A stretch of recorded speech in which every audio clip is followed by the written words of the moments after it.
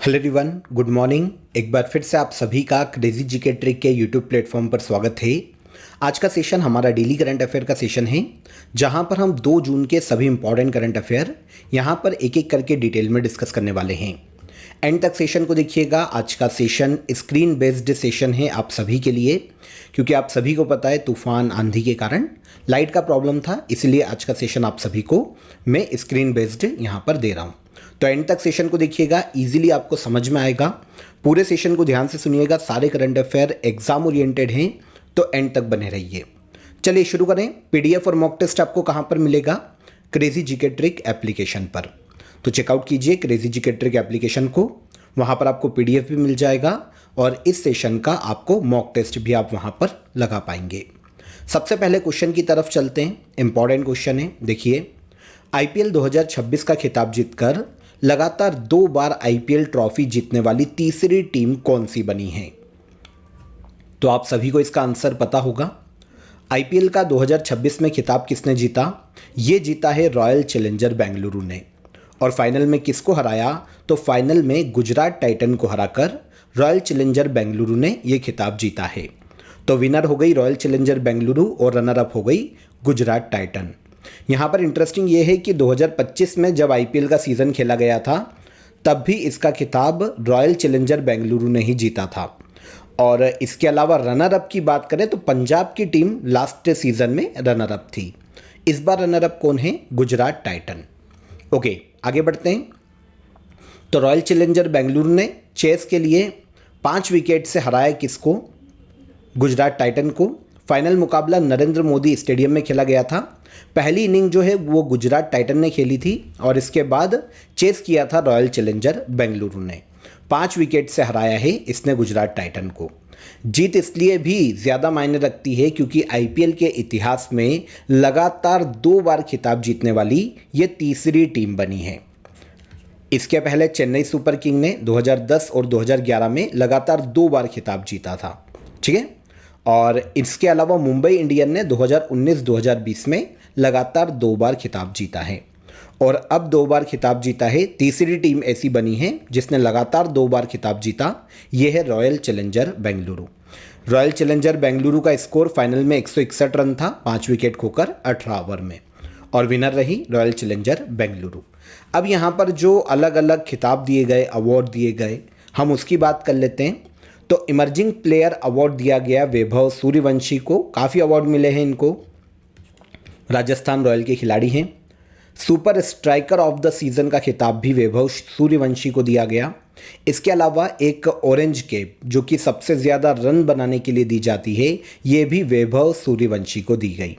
और most valuable player का खिताब भी वैभव सूर्यवंशी को दिया गया।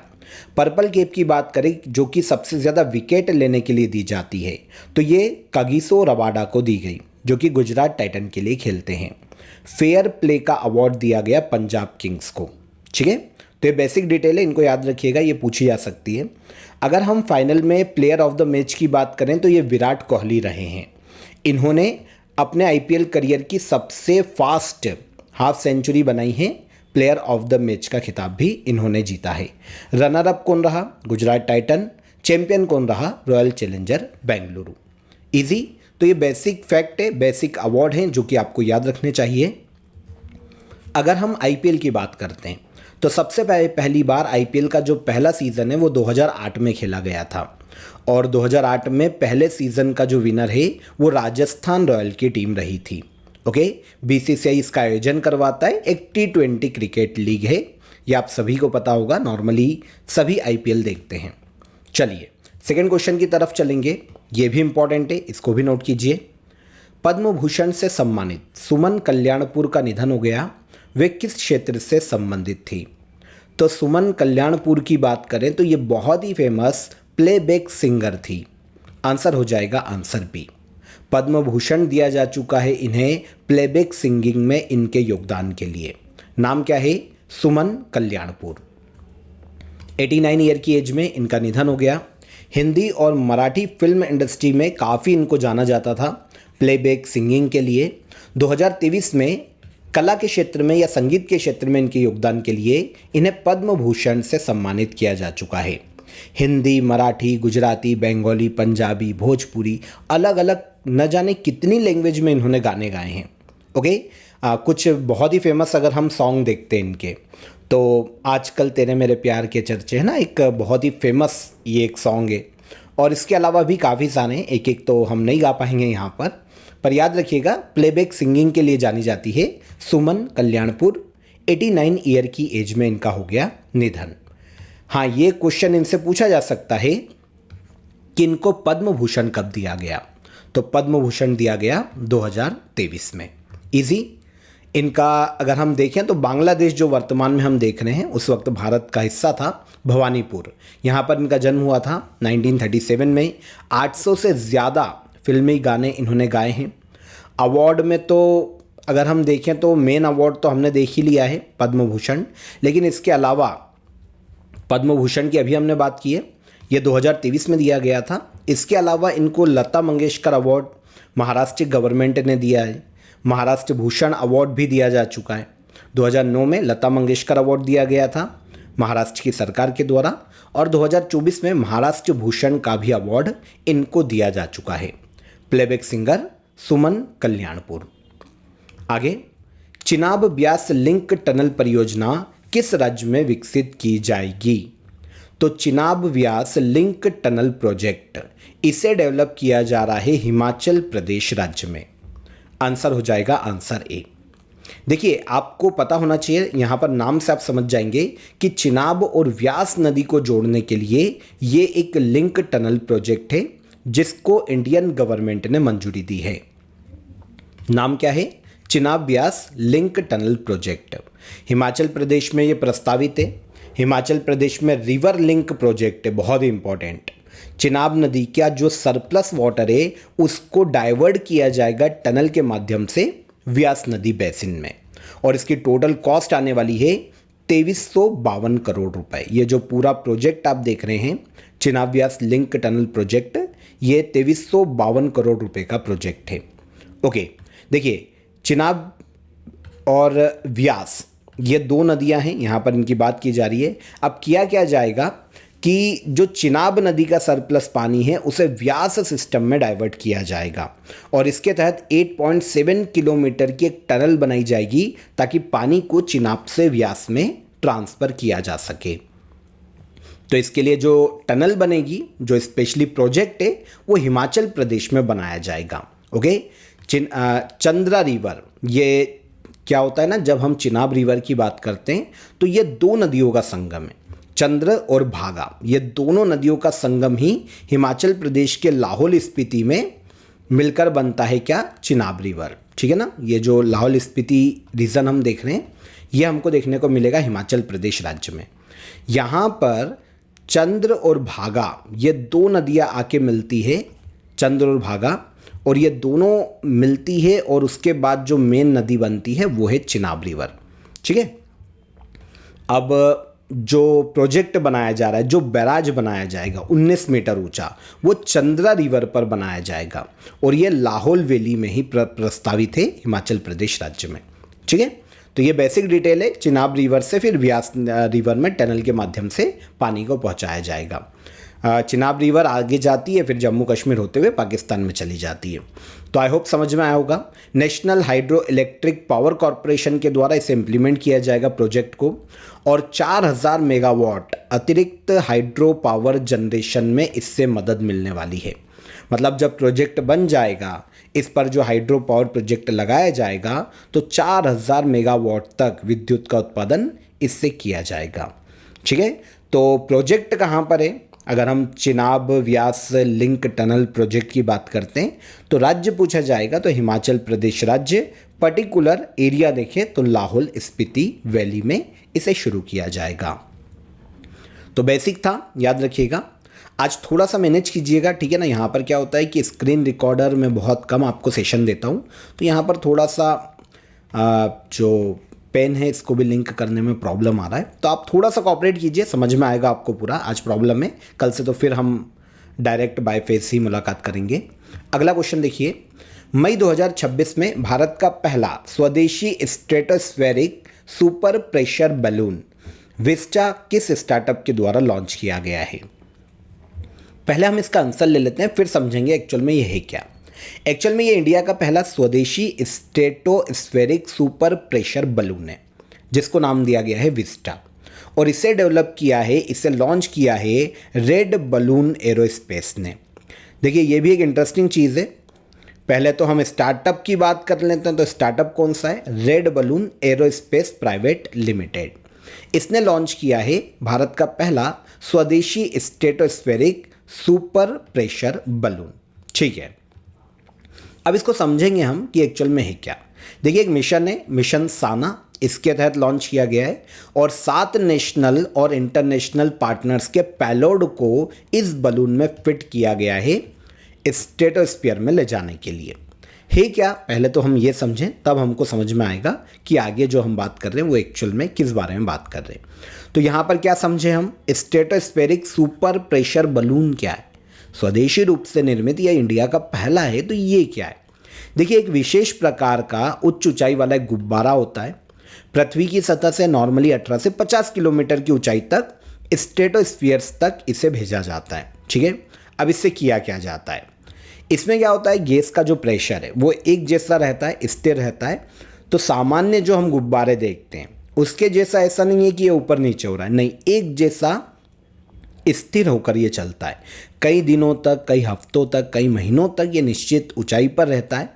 अब ये पेलोड, कम्युनिकेशन इक्विपमेंट, जो वेदर सेंसर है उनको लेकर जाता है, पृथ्वी अवलोकन वाले जो इक्विपमेंट है उनको लेकर जाता है और फिर एनालिसिस करता है चीज़ों का। जैसे वेदर सेंसर लगे हैं तो वेदर को एनालिसिस करेगा, अगर पृथ्वी अवलोकन इक्विपमेंट लगे हैं तो पृथ्वी का अवलोकन करेगा, है ना, सारे डेटा को कलेक्ट करेगा। तो अभी जो भेजा गया है, इंडिया अब उन 5 देशों में शामिल है जिसका अपना खुद का स्वदेशी स्ट्रेटोस्फीयर बलून कैपेसिटी जिसके पास अब विकसित हो चुकी है। तो इंडिया ऐसा 5वां देश बन गया है। इसके पहले अभी तक यूएसए, फ्रांस, जापान और चाइना, ये 4 देश ऐसे थे जिनके पास ये बैलून था या फिर ये बैलून कैपेसिटी थी। अब 5वां देश बना इंडिया। समझ में आया? तो काम क्या है ये भी हमको पता चल गया।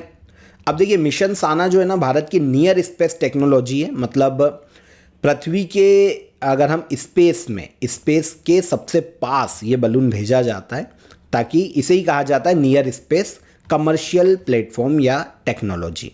नियर स्पेस पृथ्वी और सैटेलाइट के बीच ऊंचाई वाला क्षेत्र होता है जिसका उपयोग कम्युनिकेशन, मॉनिटरिंग और सर्विलेंस के लिए किया जाता है। तो ये जो बैलून है ये यहीं पर भेजा जाता है, मतलब नियर स्पेस, पूरा स्पेस में नहीं, नियर स्पेस तक भेजा जाता है। ये इंडिया का मिशन है, मिशन साना, ताकि हम ऐसी टेक्नोलॉजी को डेवलप कर पाएँ जिससे कम्युनिकेशन, मॉनिटरिंग और सर्विलेंस हमारा फास्ट हो। विस्टा प्लेटफॉर्म, ठीक है, विस्टा एक सुपर प्रेशर बलून प्लेटफॉर्म है जिसकी अभी हमने बात की, नाम ही उसको दिया गया है विस्टा। ऐसा बलून होता है जो लंबे समय तक एक ही ऊंचाई पर रहता है, लगभग 25 किलोमीटर की ऊंचाई तक विस्टा प्लेटफॉर्म को हमने पहुंचाया और काफ़ी सारी चीज़ों को इसमें इंक्लूड किया गया था। पेलोड काफ़ी सारा था, नेविगेशन सिस्टम था, अर्थ ऑब्जर्वेशन सेंसर इसमें लगे थे। तो इसके माध्यम से ये काफ़ी सारे पेलोड कैरी किया गया है और ऑब्वियस सी बात है पृथ्वी के अवलोकन के लिए, वेदर के अवलोकन के लिए अब इनका यूज़ किया जाएगा। तो telecom, disaster management, weather monitoring, surveillance, इन सभी में विस्टा प्लेटफॉर्म का अब यूज़ किया जाने वाला है। तो जिस स्टार्टअप ने इसे बनाया है यह है रेड बलून एरोस्पेस। 2025 में यह स्टार्टअप बना था और इसका हेडक्वार्टर देखने को मिलता है विजयवाड़ा, आंध्र प्रदेश में। ठीक है, तो आई होप समझ पाए होंगे, क्योंकि इतना टफ नहीं था इसको समझना, तो आपको समझ में आ गया होगा। आज के ऑफर ऑफ द डे में आप 100 आवर जीएस कोर्स को ज्वाइन कर सकते हैं। स्पेशली एसएससी सीजीएल के लिए आप इसे ज्वाइन कीजिए, क्योंकि आप सभी को पता है कि एसएससी सीजीएल का आप सभी के लिए नोटिफिकेशन आ चुका है। 12,000 से ज़्यादा वैकेंसीज आई है। तो काफ़ी स्टूडेंट है जिनको जीएस में स्कोर करने में काफ़ी प्रॉब्लम होता है, काफ़ी हर्डल फेस करने पड़ते हैं, क्योंकि जीएस नॉर्मली अनलिमिटेड होता है, पढ़ने का समय कम मिलता है। तो आप इस 100 आवर जीएस के कोर्स को ज्वाइन कीजिए, आपकी सारी प्रॉब्लम यहाँ पर सॉर्ट हो जाएगी। जीएस के सारे क्वेश्चन आपको यहीं से लगभग कंप्लीट हो जाएंगे। ठीक है, इसमें आपको 2026 का करंट अफेयर भी इंक्लूड किया गया है और साथ ही साथ 50 मॉक टेस्ट आपको यहाँ पर मिल जाएंगे एसएससी सीजीएल के लिए। तो ज्वाइन कीजिए, डिस्क्रिप्शन में लिंक है, वहाँ पर क्लिक कीजिए और आप इसे डायरेक्ट अवेल कर सकते हैं। हम चलते हैं अगले क्वेश्चन की तरफ। देखिए, सिंगापुर ओपन 2026 में मेंस डबल्स टाइटल जीतकर इतिहास रचने वाली भारतीय जोड़ी कौन सी बनी है? तो सिंगापुर ओपन 2026 का हाल ही में आयोजन किया गया। इसमें मेंस डबल टाइटल जीतकर इतिहास बनाने वाली भारतीय बैडमिंटन जोड़ी है सात्विक साईराज रंकीरेड्डी और चिराग शेट्टी की। वैसे ये दोनों प्लेयर बहुत ही सुर्खियों में रहते हैं, आपको पता होना चाहिए। इनको मेजर ध्यानचंद खेल रत्न अवार्ड भी दिया जा चुका है। तो सात्विक साईराज रंकीरेड्डी और चिराग शेट्टी किस खेल से संबंधित है? कभी क्वेश्चन ऐसा आ जाए तो याद रखिएगा ये किस खेल से संबंधित है। तो ये नॉर्मली बैडमिंटन से संबंधित जोड़ी है, ठीक है। तो इन दोनों ने ही सिंगापुर ओपन में हाल ही में सिंगापुर ओपन का खिताब जीता है। मेंस डबल टाइटल इन्होंने अपने नाम किया है। भारतीय जोड़ी जो है ना, इन्होंने फाइनल में इंडोनेशिया के प्लेयर्स को हराया, मतलब इंडोनेशिया की जोड़ी को हराकर इन्होंने ये बैडमिंटन इवेंट जीता है सिंगापुर ओपन। सात्विक साईराज रंकीरेड्डी और चिराग शेट्टी की जोड़ी ने 2 साल के बाद उनकी पहली वर्ल्ड टूर टाइटल विक्ट्री है और ये उनका 9वां वर्ल्ड टूर टाइटल है इस बार। एशियन गेम्स 2026 से पहले ये बहुत ही महत्वपूर्ण उपलब्धि है इंडिया के लिए भी और इन दोनों प्लेयर के लिए भी। एशियन गेम्स 2026 का आयोजन किया जाने वाला है जापान में इस बार, है ना, आइची नगोया, यहाँ पर इसका आयोजन किया जाएगा। तो उससे पहले जो रंकीरेड्डी और चिराग शेट्टी है, इन्होंने बहुत ही अच्छा परफॉर्मेंस दिखाया है सिंगापुर ओपन में और यहाँ से इनकी लाइन खुलती है। एशियन गेम्स में भी इनकी मेडल की दावेदारी यहाँ से मजबूत होती है। तो एक इतिहास रचा है। यहाँ पर इंपॉर्टेंट इसलिए हो जाता है क्योंकि सिंगापुर ओपन के मेंस डबल में टाइटल जीतने वाली ये पहली भारतीय जोड़ी है ना। तो एक ये इंपॉर्टेंट है कि ये पहली भारतीय जोड़ी है। ओके, इंपॉर्टेंट फैक्ट देख लेते हैं। तो Singapore open 2026 badminton world federation world tour event है ये, ठीक है ना। नॉर्मली बैडमिंटन वर्ल्ड फेडरेशन का जो वर्ल्ड टूर सुपर 750 ये इस टूर को इस नाम से जाना जाता है। मतलब BWF जो पूरे साल भर बैडमिंटन के इवेंट आयोजित करवाता है उसका एक हिस्सा है Singapore open. Men's double badminton में 2 खिलाड़ियों की टीम खेलती है नॉर्मली। तो हमारे दोनों प्लेयर इस बार सात्विक साईराज रंकीरेड्डी और चिराग शेट्टी की जोड़ी थी। भारत का पहला ब्लू बॉन्ड जारी करने की योजना किस संस्था ने बनाई है? तो इंडिया का पहला ब्लू बॉन्ड जारी करने की योजना बनाई है सागरमाला फाइनेंस कॉरपोरेशन ने। आंसर हो जाएगा आंसर डी। अच्छा, ब्लू बॉन्ड क्या होता है इसको समझिए, बहुत ही सिंपल है। चलो पहले बेसिक डिटेल देख लेते हैं, फिर समझेंगे कि ब्लू बॉन्ड क्या होता है। तो पहली चीज़ तो ये कि इंडिया का पहला ब्लू बॉन्ड जारी किसने किया है? तो ये जारी किया है सागरमाला फाइनेंस कॉरपोरेशन ने, ठीक है। पहली चीज़ यहाँ पर क्लियर हो गई। किस ईयर के लिए जारी किया गया? तो अब जो चालू वित्त वर्ष है ना, जो करंट फाइनेंशियल ईयर है, इसमें से लॉन्च किया जाएगा और इसका उद्देश्य है कि सागरमाला फाइनेंस कॉरपोरेशन 1000 करोड़ रुपए तक जुटा सके मार्केट से। देखिए, बॉन्ड क्या होते हैं? ये जो कॉरपोरेशन है ना, ये बॉन्ड बेचेगा लोगों को, कंपनीज को। कंपनी से क्या आएगा? पैसा आएगा और कंपनी के पास क्या जाएगा? बॉन्ड जाएगा। एक पर्टिकुलर टाइम पीरियड होता है बॉन्ड का, जैसे 5 साल 10 साल जो भी रहता है। तो उस आधार पर फिर बॉन्ड मैच्योर होता है और फिर बॉन्ड की राशि जो मिलती है ना, लाभ के साथ मिलती है या फिर इंटरेस्ट के साथ वापस दी जाती है। तो 1000 करोड़ रुपए जुटाने वाला है सागरमाला फाइनेंस कॉरपोरेशन और ये पहली बार इंडिया में ब्लू बॉन्ड जारी करेगा। इशू में 500 करोड़ का तो बेस इशू रहेगा और फिर 500 करोड़ रुपए अदर ऑप्शंस को शामिल किया जाएगा। टोटल 1000 करोड़ रुपए का ये ब्लू बॉन्ड है। अब देखिए, ब्लू बॉन्ड ऐसे बॉन्ड होते हैं जो कि मैरीटाइम या ओशन रिलेटेड प्रोजेक्ट के लिए जारी किए जाते हैं। सर समझ नहीं आया। देखिए, क्या होता है कि ब्लू बॉन्ड जब ये कॉरपोरेशन जारी करेगा तो इसको पैसे मिलेंगे। अब इस पैसे का यूज़ इसे मैरीटाइम और ओशन रिलेटेड प्रोजेक्ट में ही करना पड़ेगा। फॉर एग्जांपल, पोर्ट का डेवलपमेंट करना हो, shipping, coastal infrastructure development, maritime economy को बूस्ट करना। तो ऐसे जितने भी समुद्र से जुड़े हुए प्रोजेक्ट है ना, उनमें ही इन पैसे का यूज़ किया जा सकता है। इसे कहा जाता है ब्लू बॉन्ड। तो सागरमाला फाइनेंस कॉरपोरेशन इससे जुटाने वाला है 1000 करोड़ रुपए। तो ताकि ऑब्वियसली बात है लॉन्ग टर्म फंड्स इसको मिलेंगे तो ये प्रोजेक्ट को डेवलप कर पाएगा, क्योंकि नॉर्मली क्या होता है जो मरी टाइम प्रोजेक्ट होते हैं ना, मेरी टाइम प्रोजेक्ट, उनमें रिटर्न आने में काफ़ी समय लगता है, 12 साल तक का समय लग जाता है। तो फिर ये जो बॉन्ड जारी किए जाएंगे इनका जो मैच्योरिटी का टाइम होगा ना ये भी लंबा दिया जाएगा। नॉर्मली अगर हम देखें तो बोरोइंग की जो रीपेमेंट पीरियड होता है वो 3.5 वर्ष का होता है, लेकिन यहाँ पर हो सकता है कि इस बॉन्ड की जो रीपेमेंट पीरियड है वो बढ़ा कर रखा जाए, मतलब लॉन्ग टर्म का रखा जाए। ठीक है, ब्लू बॉन्ड किसने जारी किया, क्वेश्चन हमारा ये है। तो सागरमाला फाइनेंस कॉरपोरेशन लिमिटेड ने इसे जारी किया है। Sagarmala finance corporation limited maritime sector के लिए एक फाइनेंशियल इंस्टीट्यूशन है। 2016 में इसकी शुरुआत की गई थी। 2025 में इसका नाम चेंज किया गया, पहले इसे सागरमाला डेवलपमेंट कंपनी लिमिटेड के नाम से जाना जाता था, अब सागरमाला फाइनेंस कॉरपोरेशन लिमिटेड के नाम से जाना जाता है। 2025 को रिजर्व बैंक ऑफ इंडिया से NBFC लाइसेंस इसको प्राप्त हुआ था। ठीक है ना, 2025 में RBI ने इसको NBFC का लाइसेंस दिया था।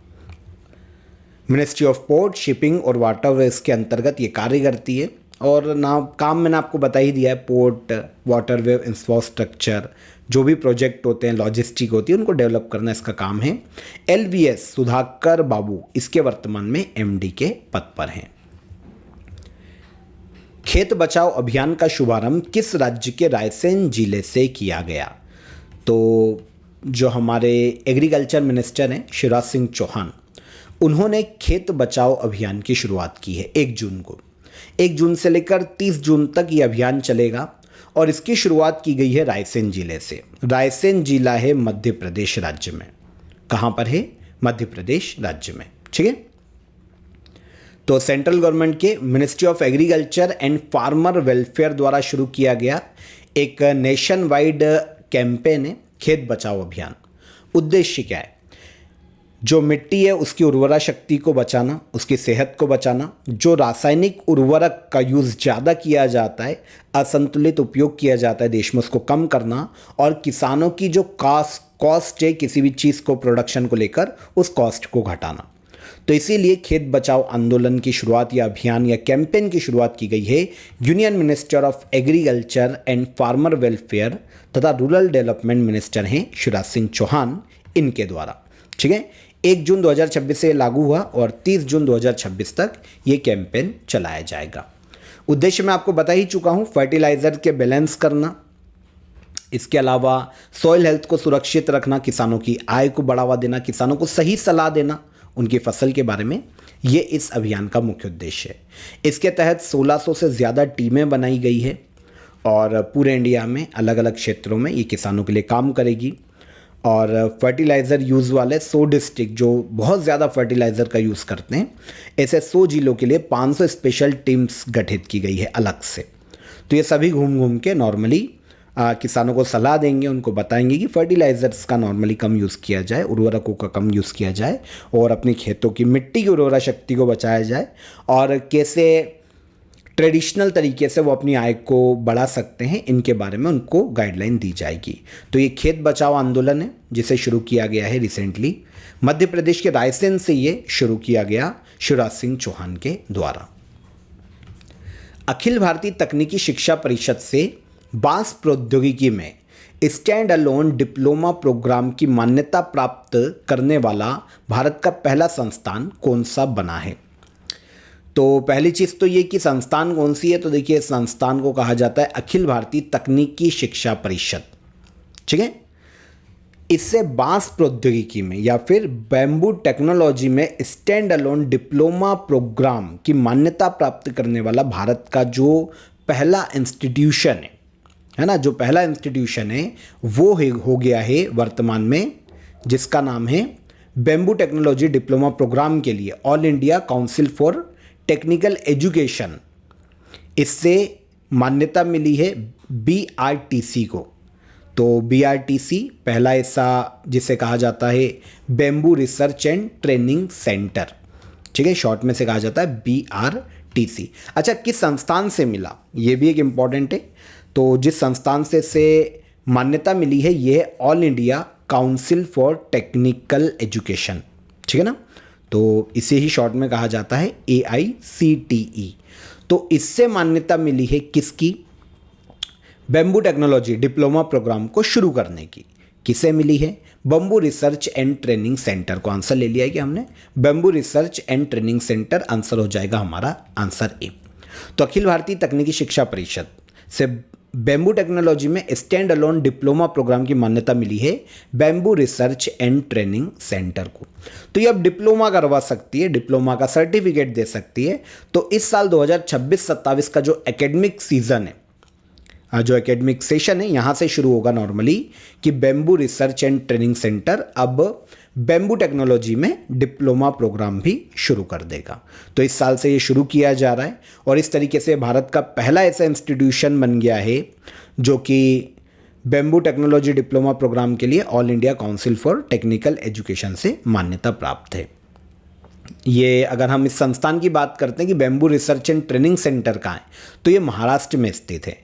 महाराष्ट्र के चंद्रपुर जिले के चिचपल्ली क्षेत्र में ये देखने को मिलता है।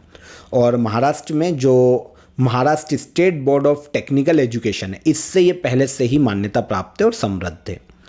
तो अब ये बैम्बू टेक्नोलॉजी में भी डिप्लोमा प्रोग्राम चालू कर देगा, bamboo research and training centre. ठीक है, तो प्रोग्राम से क्या होगा? प्रोग्राम से bamboo industry, green technology, rural employment को बढ़ावा मिलेगा, सस्टेनेबल इंडस्ट्रियल डेवलपमेंट को बढ़ावा मिलेगा और शॉर्ट में यहाँ पर बैम्बू टेक्नोलॉजी से संबंधित डिप्लोमा की मान्यता ये भी दे पाएगा, सर्टिफिकेट दे पाएगा। All India council for technical education जो कि मान्यता देता है, ये 1945 में एक बॉडी गठित की गई थी। ठीक है, इसका काम क्या है? भारत में जो टेक्निकल एजुकेशन है उसकी प्लानिंग, रेगुलेशन, क्वालिटी स्टैंडर्ड और मान्यता सुनिश्चित करना, ये सारा काम all India council for technical education का है।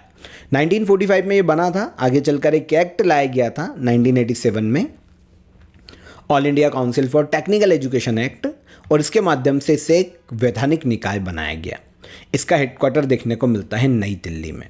All India council for technical education का यही मान्यता देता है बैम्बू टेक्नोलॉजी के लिए जो डिप्लोमा प्रोग्राम है उसकी। ठीक है, आगे आते हैं। एक बुक से यहाँ पर हमारा क्वेश्चन है, better never stops, leadership insights from life's unscripted movement, पुस्तक के लेखक कौन है? तो बेटर नेवर स्टॉप्स, इस बुक को लिखने का श्रेय दिया जाता है श्याम श्रीनिवासन को। आंसर हो जाएगा answer D, better never stops. Shyam Srinivasan ने इस बुक को लिखा है, बहुत ही फेमस व्यक्ति है। पहले हम बुक की बात करते हैं तो इनकी एक डेब्यू बुक है, मतलब पहली बार ही इन्होंने अपनी बुक को लॉन्च किया है। बेटर नेवर स्टॉप इस बुक का नाम है, श्याम श्रीनिवासन की बुक है। एक्चुअल में इस बुक में इन्होंने लीडरशिप के बारे में लिखा है, लीडरशिप और इनका जो कॉरपोरेट एक्सपीरियंस है इसको इस बुक में श्याम श्रीनिवासन ने साझा किया है। बुक रिसेंटली 2026 में प्रकाशित की गई। बुक में बैंकिंग और स्पोर्ट्स से जुड़े हुए जो रियल लाइफ एक्सपीरियंस है, जो लीडरशिप है, उनकी बातों को बताया गया है। कैसे डिसीजन मेकिंग इम्पॉर्टेंट है, क्या हर्डल्स आते हैं, क्या फाइट करनी पड़ती है, संघर्ष करने पड़ते हैं, इन सभी के बारे में लीडरशिप के लिए नॉर्मली इन्होंने अपनी इस बुक में लिखा है। अच्छा, बुक का नाम है better never stops, Shyam Srinivasan की बुक है। श्याम श्रीनिवासन कौन है, ये एक आपके दिमाग में क्वेश्चन आएगा। तो श्याम श्रीनिवासन फेडरल बैंक के फॉर्मर सीईओ हैं। बैंकिंग सेक्टर में इनको 30 साल से ज़्यादा का अनुभव है। तो अब इन्होंने इनकी पहली बुक लिखी है जिस बुक का नाम है बेटर नेवर स्टॉप। ठीक है, तो इस बुक को रिसेंटली लॉन्च किया गया। लास्ट क्वेश्चन पर चलते हैं, आखिरी क्वेश्चन है हमारा। अंडर 17 एशियन रेसलिंग चैंपियनशिप 2026 में विमेंस रेसलिंग कैटेगरी में भारत की ओवरऑल रैंक क्या रही? देखिए, अंडर 17 एशियन रेसलिंग चैंपियनशिप की हमने पहले भी बात की थी। हमने बात की थी कि 3 अलग अलग कैटेगरी में यहाँ पर इवेंट होते हैं। अब इसमें देखिए क्वेश्चन जो है ना विमेंस रेसलिंग कैटेगरी से कि इसमें ओवरऑल इंडिया की रैंक क्या रही। तो विमेंस रेसलिंग कैटेगरी में इंडिया फर्स्ट रैंक पर रहा है अंडर 17 एशियन रेसलिंग चैंपियनशिप 2026 में। ठीक है, तो ये क्लियर हो गया। आयोजन कहाँ हुआ? तो 23 मई से लेकर 31 मई तक इसका आयोजन किया गया था वियतनाम में। वियतनाम का दा नांग नाम का एक प्लेस है, शहर है। यहाँ पर अंडर 17 एशियन रेसलिंग चैंपियनशिप 2026 आयोजित की गई। अब देखिए जो हमारे विमेन रेसलर है ना, सभी ने अच्छा प्रदर्शन किया है, मतलब सभी वेट कैटेगरी में हमारा मेडल ज़रूर आया है। 100% पोडियम फिनिश मिला है हमारी जो विमेन रेसलर है उनको, सभी ने कोई ना कोई मेडल जीता है। इंडिया की जो विमेंस रेसलिंग कैटेगरी है उसमें पहला स्थान हमने प्राप्त किया है। फ्री स्टाइल में तीसरा स्थान, ये दूसरी कैटेगरी है फ्री स्टाइल की, ठीक है ना। विमेन रेसलिंग कैटेगरी एक हो गई, उसमें पहला स्थान है। फ्री स्टाइल कैटेगरी में हमारा तीसरा स्थान है, ये दूसरी कैटेगरी। और एक और होती है ग्रीको रोमन कैटेगरी, इसमें हमको 7th प्लेस मिला है। चलिए हम तीनों की मेडल टेली देख लेते हैं। तो सबसे पहले विमेंस रेसलिंग 185 पॉइंट हमको मिले, इंडिया पहली रैंक पर, चाइना सेकेंड पर और थर्ड पर रहा जापान। ये बात हो रही है किसकी? ये बात हो रही है विमेंस रेसलिंग की। देखिए अंडर 17 है, मतलब 17 ईयर के कम उम्र के जो रेसलर है ना वो पार्टिसिपेट करते हैं। तो कोई ऐसा इंपॉर्टेंट इतना कोई बड़ा हमसे डायरेक्ट रेसलर से क्वेश्चन नहीं पूछा जाएगा, लेकिन हमको ये तो पता होना चाहिए कि रैंक क्या है। तो विमेंस रेसलिंग में हमारी फर्स्ट रैंक है इस कैटेगरी में। फिर सेकेंड फ्री स्टाइल रेसलिंग में हमको थर्ड रैंक पर रखा गया। इसमें पहले स्थान पर ईरान रहा, सेकेंड पर रहा जापान, इंडिया रहा थर्ड पर। फिर तीसरी कैटेगरी है ग्रीको रोमन रेसलिंग की कैटेगरी, इसमें इंडिया की 7th रैंक रही है। पहले पर ईरान रहा, सेकेंड पर किर्गिस्तान रहा और थर्ड पर रहा उज्बेकिस्तान। इंडिया की रैंक कौन सी रही? तो इंडिया की रैंक रही 7th। हमसे क्वेश्चन विमेंस रेसलिंग कैटेगरी का पूछा गया था, तो विमेंस रेसलिंग कैटेगरी में क्योंकि हमारी फर्स्ट रैंक है तो यहाँ से क्वेश्चन पूछे जाने की संभावना भी ज़्यादा है, याद रहेगा, ठीक है। तो यहाँ पर 2 जून 2026 के सभी करंट अफेयर हमने डिटेल में डिस्कस किए।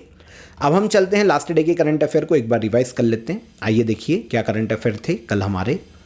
29 मई 2026 को भारतीय नौसेना के 48 उप प्रमुख के रूप में किसने पदभार ग्रहण किया? तो यह है वाइस एडमिरल अजय कोच्छर। 31 मई 2026 से डीआरडीओ चेयरमैन का अतिरिक्त प्रभार किसे दिया गया? तो ये हो जाएंगे राजेश कुमार सिंह। फिर भारत सरकार ने तेल विपणन कंपनियों को कितने दिनों का एलपीजी रिजर्व बनाए रखने का निर्देश दिया? तो यह है 30 दिनों का। 2028 एशियाई इंडोर एथलेटिक्स चैंपियनशिप की मेजबानी का अधिकार भारत के किस शहर को मिला? तो ये ओडिशा के भुवनेश्वर को मिला। फिर मई 2026 में भारत का पहला AI system on chip A2000 launch करने वाला केरला बेस्ड स्टार्टअप कौन सा है? तो ये है नेत्र सैमी। भारत की डिजिटल अर्थव्यवस्था की स्थिति 2026 रिपोर्ट के अनुसार एआई परफॉर्मेंस में भारत की ग्लोबल रैंक क्या है? तो ये है 4th रैंक। गोवा को पूर्ण राज्य का दर्जा कब प्राप्त हुआ? जिसके उपलक्ष्य में 30 मई 2026 को इसका 39वां राज्य स्थापना दिवस मनाया गया। तो ये है 1987, ठीक है। गोवा को पूर्ण राज्य का दर्जा कब मिला था? 1987।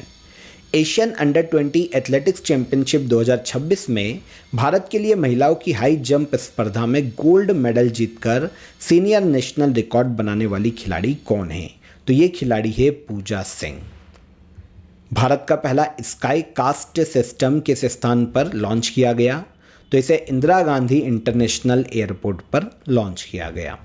और आखिरी था 4th लेवेंडर फेस्टिवल 2026 का आयोजन जम्मू कश्मीर के किस स्थान पर किया गया? तो ये जम्मू कश्मीर के भद्रवाह में किया जाएगा 4th लेवेंडर फेस्टिवल। ये कल के सेशन के हमारे करंट अफेयर रिवाइज हो गए। क्वेश्चन ऑफ द डे का आंसर देख लेते हैं। राष्ट्रीय पिछड़ा वर्ग आयोग के नए अध्यक्ष कौन है? साध्वी निरंजन ज्योति। स्वतंत्र भारत में समान नागरिक संहिता बिल लागू करने वाला भारत का दूसरा राज्य कौन बना? तो ये है गुजरात। पहला कौन था? पहला था उत्तराखंड राज्य, ठीक है। दूसरा गुजरात, ये पास कर चुका है, अब ये लागू कर देगा। और असम ने भी पास कर दिया है, असम तीसरा राज्य हो जाएगा स्वतंत्र भारत का। सरहुल महोत्सव ये मनाया जाता है झारखंड राज्य में। तो ये सारे करंट अफेयर हो गए, ये सारे क्वेश्चन ऑफ द डे के आंसर हो गए। अब आज के question of the day, American independence day कब मनाया जाता है? किस एयरलाइंस को एयर इंडिया के साथ विलय किया गया? और भारत में कितने जैव विविधता हॉटस्पॉट है? तीनों क्वेश्चन के आंसर कमेंट में कीजिए। सेशन पसंद आया हो तो लाइक और शेयर कर दीजिए।